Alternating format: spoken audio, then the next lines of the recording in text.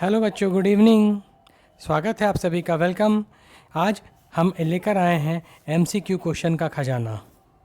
आप लोगों को जैसे बताए थे कि चैप्टर वाइज एमसीक्यू आप लोगों के लिए लेकर आएंगे, तो उसी क्रम में हम यहाँ पर कुछ एमसीक्यू क्वेश्चन आपके लिए लेकर आए हैं जो कि बहुत ही इंपॉर्टेंट है फाइनल एग्ज़ाम के लिए। इसके पहले वाले वीडियो में आप हमारे चैनल पर CWH साइंस में जाकर प्लेलिस्ट में वहाँ पर क्लास 11 फिजिक्स में सर्च करेंगे तो ये वीडियो आपको वहाँ पर मिल जाएगा, और इसके पहले वाला वीडियो भी आपको लाइन से चैप्टर वाइज वहाँ पर देखने को मिलेगा। ठीक है, तो चलिए हम लोग इस वीडियो को स्टार्ट करते हैं। जैसा क्वेश्चन यहाँ पर आपके लिए हम लाए हैं, यही सब क्वेश्चन आपके एग्जामिनेशन में रहेगा।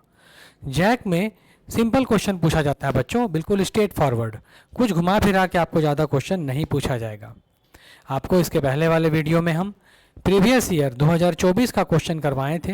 आपने अगर उसका वीडियो नहीं देखा अभी तक तो आप ऐप में भी जाकर देख सकते हैं, और यूट्यूब में भी वो फ्री में अवेलेबल है। दोनों जगह अभी हमारे इंस्टीट्यूट के द्वारा आपको मटेरियल्स अवेलेबल कराया जा रहा है। तो चलिए क्वेश्चन देखते हैं। पहला, ये कौन सा चैप्टर है? स्केलर एंड वेक्टर, जहाँ पर आप देख पा रहे हैं यहाँ पर स्क्रीन में। पहला क्वेश्चन क्या बोलता है? Which of the following is a scalar quantity.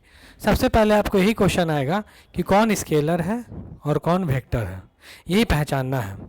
तो आप जानते हैं स्केलर हम लोग उनको बोलते हैं जिसमें केवल मैग्नीट्यूड होता है, और वेक्टर उनको बोलते हैं जिनमें मैग्नीट्यूड के साथ साथ डायरेक्शन भी होता है।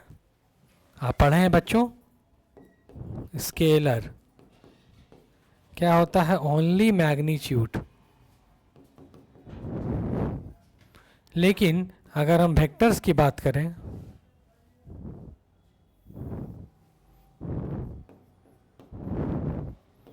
तो इसमें क्या होता है? मैग्नीट्यूड एंड डायरेक्शन ऑल्सो, दोनों होता है। एग्जाम्पल याद रखना होगा, कौन कौन स्केलर है, कौन कौन वेक्टर, आप पहले भी पढ़ चुके हैं। यहाँ पर देखते हैं कौन स्केलर है पूछ रहा है, तो ये तो वेलोसिटी वेक्टर है, एक्सेलरेशन वेक्टर है, ये वेक्टर है, ये वेक्टर है, ये वेक्टर है। टेम्परेचर, ये हो गया स्केलर क्वांटिटी। नीचे लिखा हुआ भी आंसर आप देख सकते हैं। वॉइस क्लियर है? सभी को सुनाई दे रहा है? जो बच्चे अभी क्लास में जुड़े हुए हैं जल्दी से कमेंट कीजिए। दूसरा क्वेश्चन है quantity that has both magnitude and direction. देखिए क्वेश्चन पढ़ने से पहले ही आपको हम आंसर समझा दिए। इसी टाइप का क्वेश्चन आता है बच्चों फाइनल एग्जाम में। वैसी क्वांटिटी जिसमें मैग्नीट्यूड भी हो और डायरेक्शन दोनों हो, तो उसको हम लोग बोलेंगे कौन सा?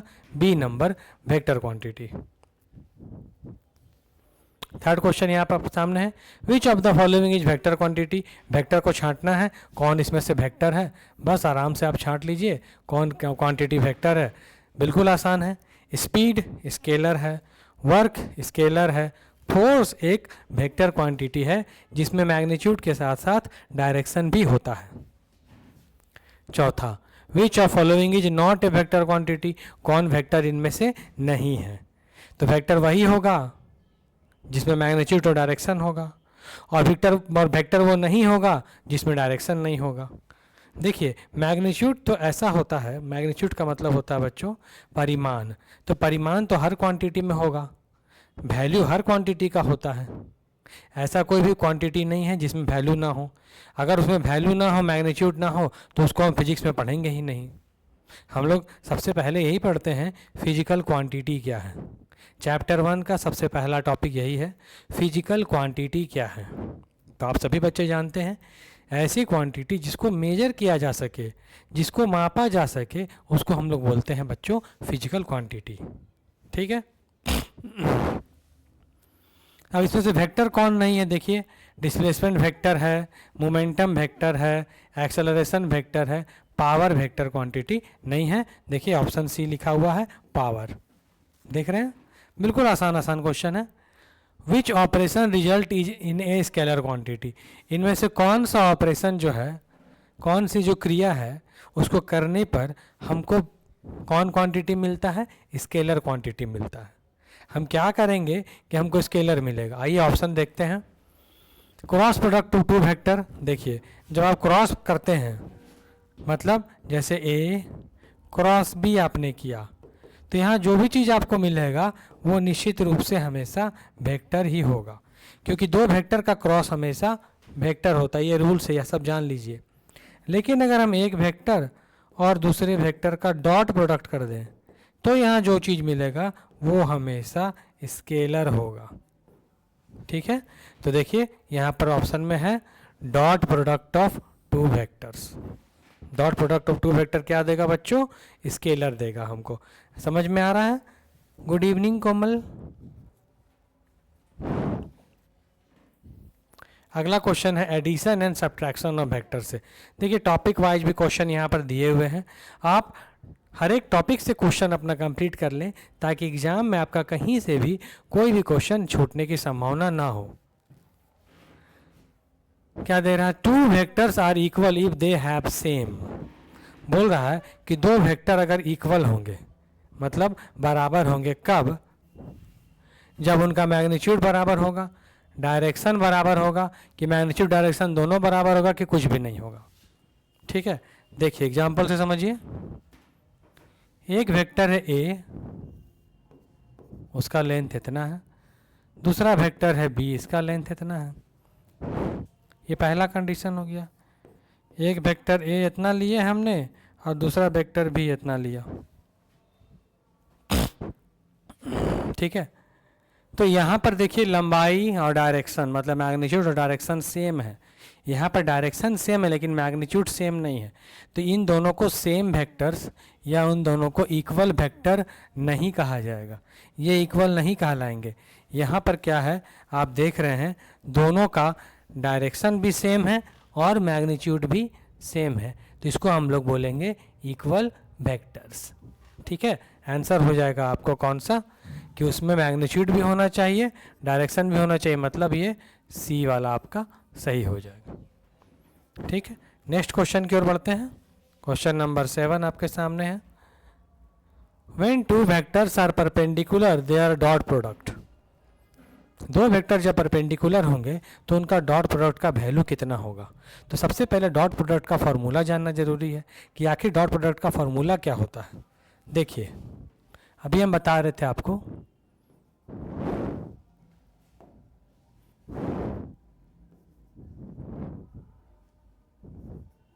ए डॉट बी बराबर होता है ए बी कॉस थीटा। अब यहाँ पर थीटा डिपेंड करेगा, थीटा बताता है एंगल कि कितना डिग्री रखेंगे हम लोग तो उसका वैल्यू क्या होगा। अब अगर मान लीजिए कॉस थीटा का वैल्यू अगर आप इफ थीटा बराबर 0 डिग्री पुट किए तो कितना आंसर आएगा?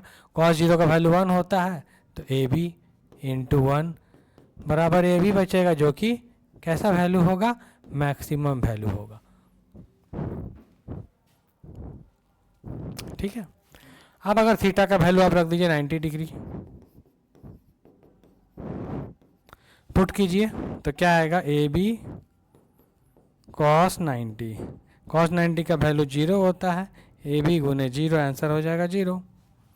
अब 90 डिग्री का मतलब परपेंडिकुलर, क्वेश्चन में आपसे वही बोल रहा है कि परपेंडिकुलर होगा, तब उसका वैल्यू क्या होगा? तो आप देख रहे हैं 0 होने से वैल्यू क्या हो जाएगा? मिनिमम, या इसको अगर 0 ऑप्शन रहेगा तो 0 भी लिख सकते हैं। देखिए मैक्सिमम तो नहीं होगा, मिनिमम 0, देखिए 0 ऑप्शन में है तो 0 लिख देंगे, मिनिमम नहीं लिखेंगे 0 लिखेंगे। अगर 0 ऑप्शन में नहीं रहेगा तब आप मिनिमम करेंगे। ठीक है, question number 8, the cross product of two parallel vector is. दो वेक्टर हैं उनका क्रॉस प्रोडक्ट निकालना है लेकिन वो पैरेलल हैं। पैरेलल कब होता है? जब थीटा का वैल्यू 0 होता है। परपेंडिकुलर होता है, थीटा का वैल्यू 90 डिग्री होता है। तो देखिए यहाँ पर पैरेलल की बात हो रही है, एक वेक्टर दूसरा वेक्टर दोनों एक दूसरे के पैरेलल हैं, तो आपका क्या पूछ रहा है? Cross product. तो आइए बनाते हैं a cross b, a b sine theta. यहाँ पर देखिए डॉट है तो कॉस थीटा आया और यहाँ पर क्रॉस है तो साइन थीटा आया। अब बोला पैरेलल, तो पैरेलल वैल्यू बैठाएंगे हम लोग A B into sine 0 degree. दो पैरेलल लाइन के बीच थीटा का वैल्यू हमेशा 0 होता है, साइन 0 का वैल्यू 1 होता है, ए बी इंटू 1 बराबर आ जाएगा ए बी।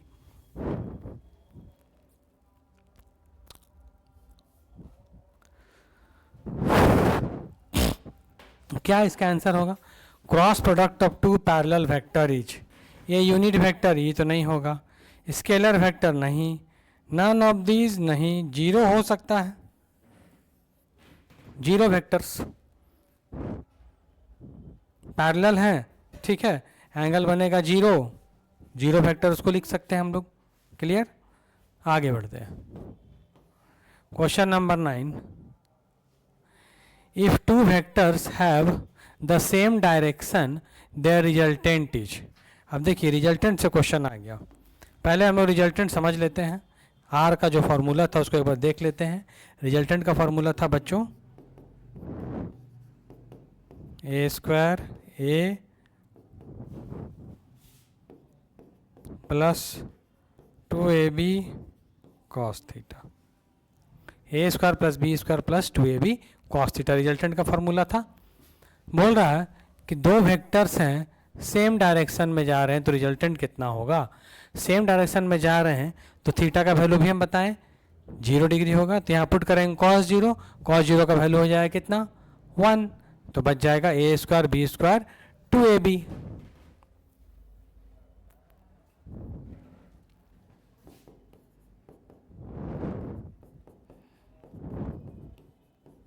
अभी किस चीज़ का फॉर्मूला है? ए प्लस बी का होल स्क्वायर का फॉर्मूला है। क्या आंसर हो जाएगा इसका? The sum of their magnitudes, है ना, सम आया। अब बोलिएगा आप स्क्वायर है तो यहाँ पर आर वेक्टर का स्क्वायर स्क्वायर स्क्वायर हट जाएगा तो सम ही बचेगा, स्क्वायर वाला टर्म कैंसिल हो जाएगा। नेक्स्ट क्वेश्चन नंबर 10, अगर दो वेक्टर्स हैं equal magnitude from angle 120 degree का बनाते हैं, the vector has a magnitude equal to, तब उसका मैग्नीट्यूड किसके इक्वल होता है? अब एंगल यहाँ आपको पुट करना है 120 degree.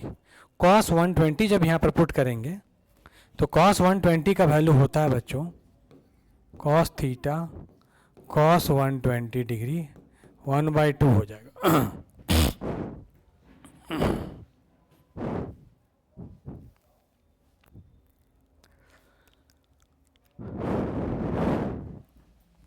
Two vectors of equal magnitude form an angle 120 degree.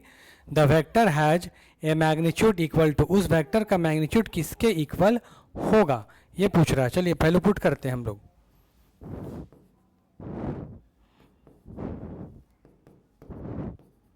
A square B square 2ab cos theta a square B square 2ab into 1/2 a square plus b square minus 2ab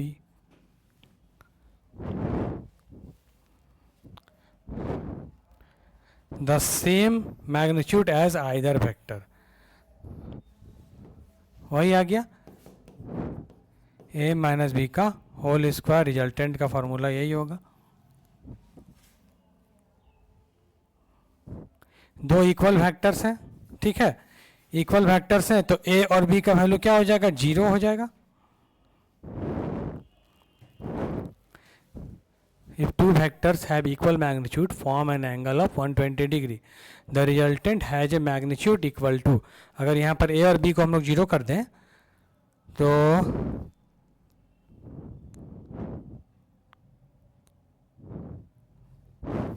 the same magnitude, हाँ तो किसी ना either vector का मतलब क्या होता है दोनों में से किसी एक का हो जाएगा, या तो a के बराबर या तो b के बराबर हो जाएगा। आइदर का मतलब वही होता है दोनों में से कोई भी एक। Next question, A vector can be resolved into, एक वेक्टर को कैसे हम लोग रिजॉल्व कर सकते हैं? रिजॉल्व का मतलब होता है बांटना, रिजॉल्व का मतलब होता है बच्चों बांटना। एक वेक्टर को कितना भागों में हम लोग बांट सकते हैं? एक वेक्टर को हम लोग बहुत सारे भागों में बांट सकते हैं क्योंकि बहुत सारा एंगल बन सकता है, तो इसका आंसर होगा मेनी टाइम्स, बहुत बार हम लोग इसको बांट सकते हैं। Only one, only two, infinite, none of this, infinite component में बांट सकते हैं।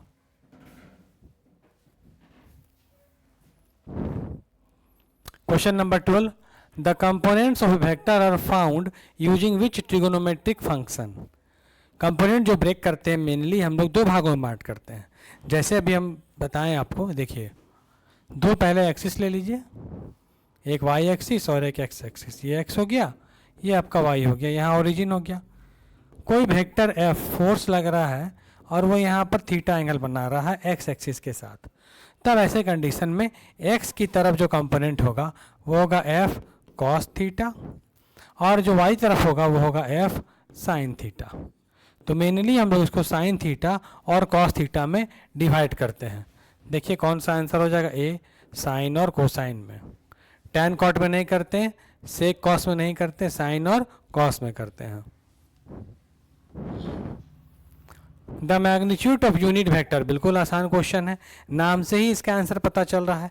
यूनिट वेक्टर जिसका मैग्नीट्यूड हो 1, यूनिट मतलब फिजिक्स में 1 लिया जाता है, तो सही आंसर हो जाएगा 13 का B number 1। Which of the following is not a possible resultant of two vectors of magnitude 3n और 4n? 3 न्यूटन और 4 न्यूटन का कौन सा रिजल्ट नहीं हो सकता है, ये पूछा जा रहा है। कौन सा रिजल्ट नहीं हो सकता, तो हम लोग जब इसको हम लोग रिजल्टेंट का फॉर्मूला में ब्रेक करेंगे तो हमको यहाँ पर 1 न्यूटन आ जाएगा घटा देने से। 3 और n का अगर हम लोग पाइथागोरस से करेंगे तो 5 भी आ जाएगा, 7 भी आ जाएगा, लेकिन 8 नहीं आएगा, तो 8 में इसका रिजल्टेंट नहीं हो सकता है, ऑप्शन नंबर डी हो जाएगा। The minimum resultant of two vectors occurs when their angle is, दो वेक्टर का जो रिजल्टेंट होगा वो मिनिमम कब होगा, कम से कम कब होगा। वेक्टर अकर्स, उनका रिजल्ट मिनिमम कम से कम कब होगा, जब उनके बीच कितना डिग्री का एंगल बनेगा। देखिए कितना डिग्री का एंगल है, 0, 90, 180, 60। तो रिजल्टेंट का फॉर्मूला हम लोग जानते हैं, अभी लिखे थे, आर बराबर a square B square 2ab cos theta. तो कितना डिग्री बैठाएंगे कि मिनिमम हो जाएगा, ठीक। तो हम लोग जब बैठाएंगे कॉस 180 का वैल्यू होता है -1। कितना होता है, -1। तो माइनस पुट करेंगे तो हो जाएगा ए माइनस बी। अपोजिट डायरेक्शन में क्या होता है, नेगेटिव हो जाता है, घटाना पड़ता है, तब उस कंडीशन पर हो जाएगा मिनिमम, मतलब 180 डिग्री। इसका सही आंसर होगा 15 का C number. The angle between two vectors whose dot product is 0। Dot product अभी हम लोग देखें, देखिए अगर एक फॉर्मूला अगर आपको याद रहता है तो उससे रिलेटेड कितना सारा क्वेश्चन हम लोग एक बार में सॉल्व कर लेते हैं। ए बी कॉस थीटा, यही ना डॉट प्रोडक्ट का फॉर्मूला है। बोल रहा है किस एंगल पर दो वेक्टर्स का जो डॉट प्रोडक्ट है वो 0 हो जाएगा, मतलब थीटा का वैल्यू हम कितना रखें कि यहाँ 0 रिजल्ट आ जाए। तो आपको पता है कॉस 90 डिग्री, अगर हम थीटा का वैल्यू, इफ थीटा का वैल्यू 90 डिग्री पुट कर दें तो हो जाएगा ए बी कॉस 90। कॉस 90 का वैल्यू 0 होता है, तो रिजल्ट हो जाएगा कितना, 0। तो सही आंसर हो जाएगा इसका बी नंबर 90 डिग्री।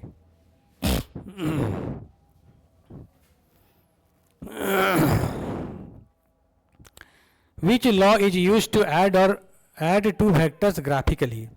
ग्राफ की मदद से हम लोग जब दो वेक्टर को जोड़ते हैं, ऐड करते हैं, तो कौन से नियम का यूज करते हैं। तो मेनली दो नियम हैं, एक है ट्रायंगल लॉ वेक्टर एडिशन और दूसरा है पैरेललोग्राम लॉ वेक्टर एडिशन। तो हम लोग जब ग्राफ की मदद से बनाते हैं तो न्यूटन्स लॉ नहीं होगा, पैरेललोग्राम ही होगा, बी नंबर। अगर ट्रायंगल लॉ रहेगा तो भी आंसर में रहेगा ट्रायंगल लॉ, लेकिन यहाँ पैरेललोग्राम दिया हुआ तो उसको टिक लगा देंगे। The scalar product of two vector, बिल्कुल आसान है, इसके पहले वाले दिन भी हम चर्चा किए थे, पहले वाले वीडियो में भी ये क्वेश्चन पिछले साल पूछा गया है 2024 में, कि स्केलर प्रोडक्ट का दूसरा नाम क्या है। तो याद रखिएगा प्यारे बच्चों, स्केलर प्रोडक्ट का दूसरा नाम है डॉट प्रोडक्ट। और अगर पूछेगा वेक्टर प्रोडक्ट का दूसरा नाम क्या है तो आपको बोलना है क्रॉस प्रोडक्ट। ये दो तरह के प्रोडक्ट हैं, प्रोडक्ट का मतलब इनटू होता है, एक डॉट एक क्रॉस। डॉट का दूसरा नाम स्केलर और क्रॉस का दूसरा नाम vector.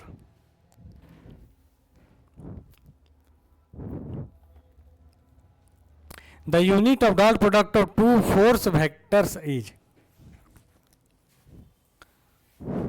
The unit of the dot product of two force vectors, यहां पर एक छूट गया है फोर्स और डिस्प्लेसमेंट का।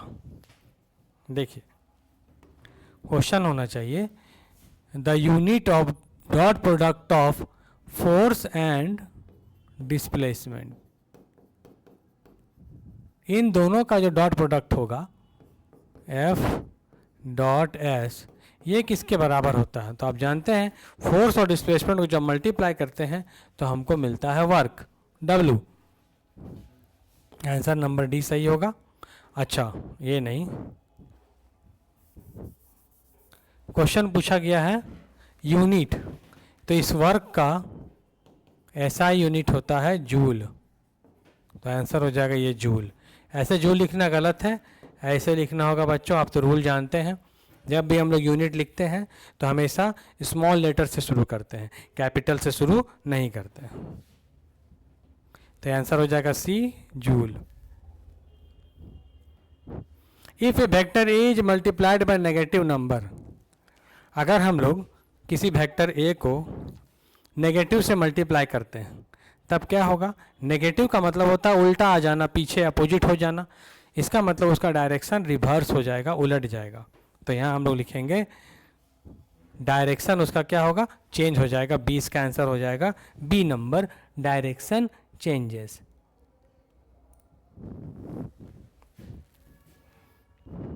The unit of vector quantity is always scalar, vector, either scalar और वेक्टर, नन ऑफ दिस। बहुत ही कंसेप्चुअल क्वेश्चन है ये, एग्जामिनेशन में कंपटीशन में पूछा गया क्वेश्चन है कि किसी भी वेक्टर क्वांटिटी का जो यूनिट होगा वो हमेशा क्या होता है। जैसे एग्जांपल के तौर पर हम लोग ले ले वेलोसिटी,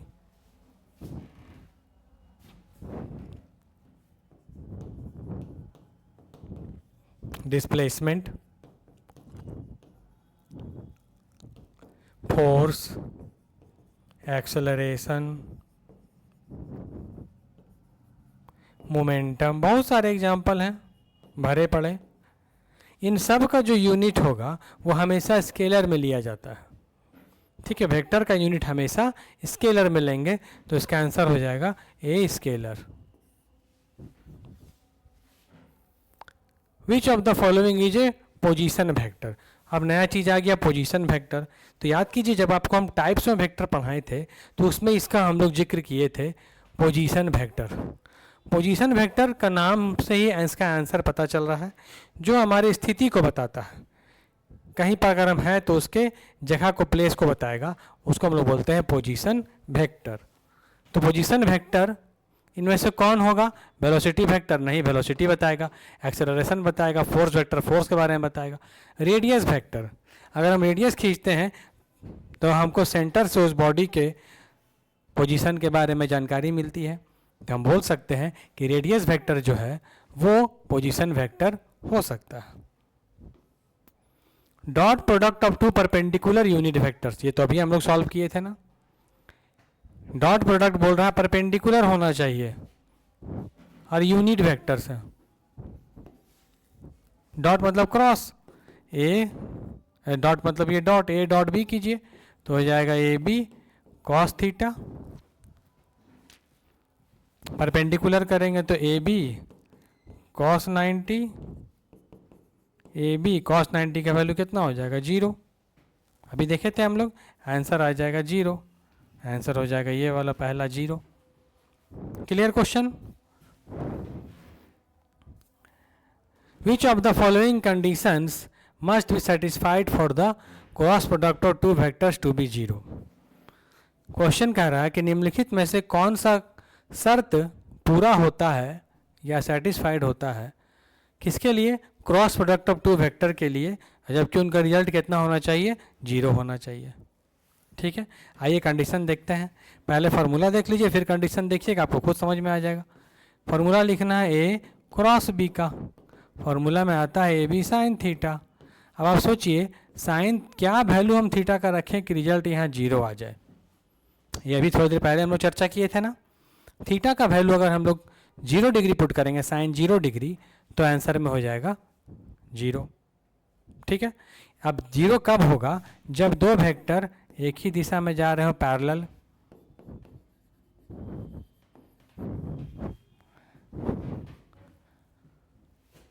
पैरेलल में होना चाहिए, या 0 और एक समय होगा जब ये दोनों एंटी पैरेलल होंगे। एंटी पैरेलल क्यों? क्योंकि पैरेलल में थीटा का वैल्यू हो जाएगा 0 डिग्री और साइन 0 का वैल्यू 0 होता है।